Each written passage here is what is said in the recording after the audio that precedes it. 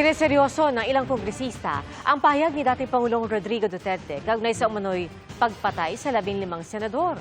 Nais nilang siyasatin ito ng NBI at tila may pasaring din dito si Pangulong Bongbong Marcos. Nakatutok si Jandy Esteban ng GMA Regional TV. Patayin natin, makapatay tayo ng mga 15 na senador, pasok na tayo lahat. The only way to do it is to pasabugin na lang natin yung ano. Matapos ang pahayag na ito ni dating Pangulong Rodrigo Duterte, tila may pasaring si Pangulong Bongbong Marcos, bagamat wala siyang direktang pinangalanan. Narinig lang natin nung isang araw, wala daw pag-asa. Siguro, kanina wala silang pag-asa, kaya papatay na lang sila ng 15 na senador.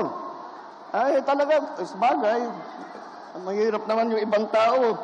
Ang iniisip lang nila, ang kaisa-isang solusyon sa lahat ng problema ay pumatay pa ng Pilipino. Sinabi yan ng Pangulo sa talumpati niya sa kampanya ng senatorial candidates ng administrasyon sa Carmen, Davao del Norte kahapon. Ang Davao Region ay kilalang baluarte ng mga Duterte. Bakit yung ibang partido, bakit yung ibang magdagsasama ay hindi makapagbuo ng mabigat na tiket? Dahil po, ang kanilang iniisip lamang ay kung paano nila tutulungan ang kanilang sarili at manalo ng eleksyon. May binanggit din ang Pangulo tungkol sa extrajudicial killings at ang pagiging pro-China sa usapin ng West Philippine Sea. Si Lanao del Sur Representative Zia Alonto Adjong nanawagan sa National Bureau of Investigation na imbestigahan ang dating Pangulo. Kung iligal nga raw ang bomb joke, paano pa kaya ang bantang pagpapatay sa mga senador?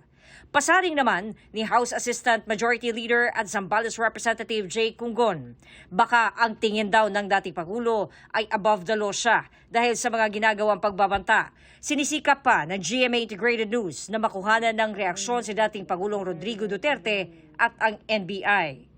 Para sa GMA Integrated News, Jandy Esteban ng GMA Regional TV, nakatutok 24 oras.